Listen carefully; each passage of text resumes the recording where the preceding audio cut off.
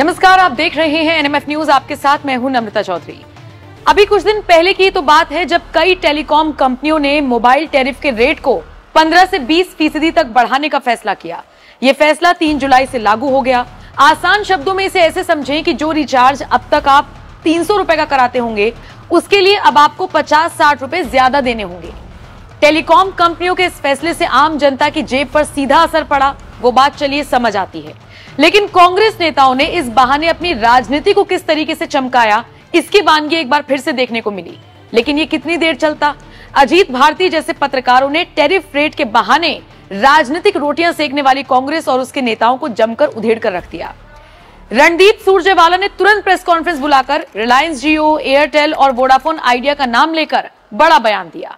कांग्रेस ने रणदीप सुरजेवाला का बयान शेयर करते हुए लिखा, हिंदुस्तान के सेलफोन मार्केट में सिर्फ 3 सेलफोन ऑपरेटर हैं।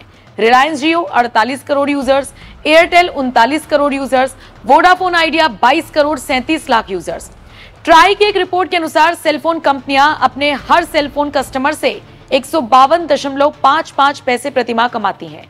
27 जून को रिलायंस जियो ने अपने रेट 12% से 27% तक बढ़ा दिए। 28 जून को एयरटेल ने अपने रेट 11% से 21% बढ़ा दिए। 29 जून को वोडाफोन आइडिया ने भी अपने रेट 10% से 24% बढ़ा दिए।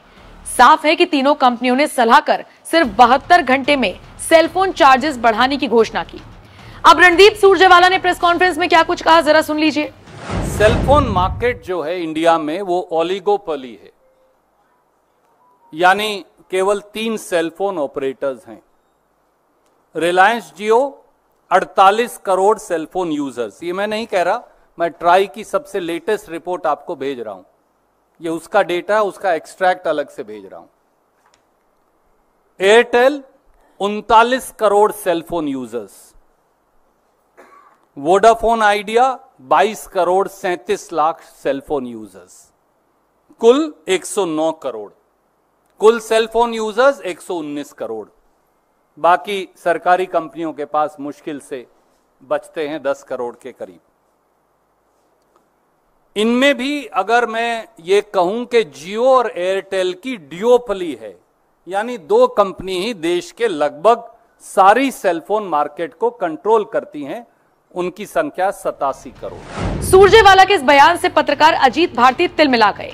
पत्रकार ने अपने एक्स अकाउंट पर एक के बाद एक कई ट्वीट्स कर न सिर्फ टैरिफ के रेट बढ़ने को लेकर बात की, बल्कि कांग्रेस को भी जमकर खरी खोटी सुनाई। अजीत भारती ने लिखा, तो क्या अनंत काल तक कॉल डेटा चार्जेस एक ही रहे?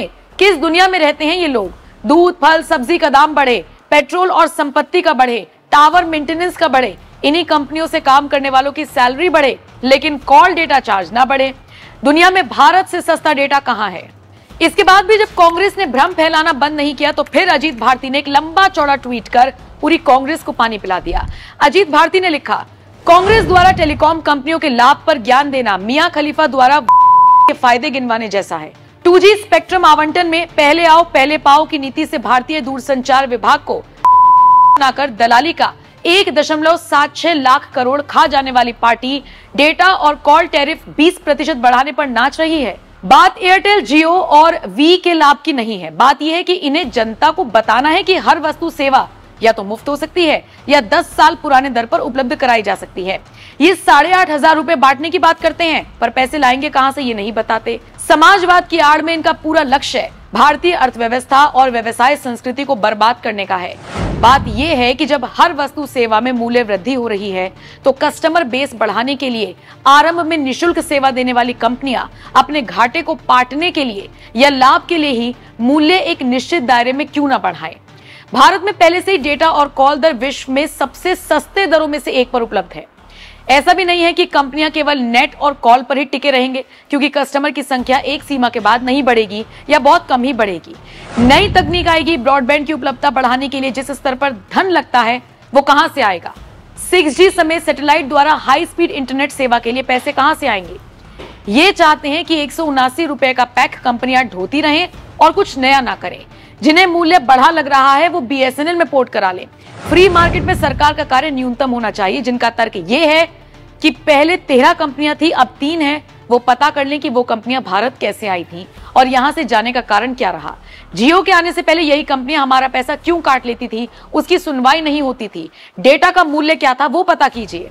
एसएमएस जिसे भेजने का खर्च नगण्य होता था, उसके पैक का मूल्य याद कीजिए। क्योंकि मार्केट में जगह बनाने के लिए जियो ने आरंभ में सब फ्री में रख दिया, तो क्या आजीवन फ्री रखें? यही प्रश्न नेटफ्लिक्स के 699, प्राइम के 125 और जियो के 29 रुपए प्रति महीने पर क्यों नहीं पूछ रहे? मार्केट को अपने हिसाब से मूल्य तय करने दीजिए, सबका लाभ है। सरकार इसमें घुसेगी तो गुणवत्ता और अर्थव्यवस्था दोनों की बैंड बच जाएगी। सरकार का कार्य कंपनियों को उच्छृंखल होने से रोकना है, उनका सीईओ बनना नहीं। अजीत भारती के इस ट्वीट पर फिलहाल कांग्रेस के पास कोई जवाब नहीं है, लेकिन आप इस खबर को लेकर क्या राय रखते हैं और जिस तरीके से अजीत भारती ने पूरा लेखा जोखा सबके सामने रख दिया, उस पर आप क्या कुछ कहना चाहेंगे? कमेंट करके अपनी राय हमें जरूर दें।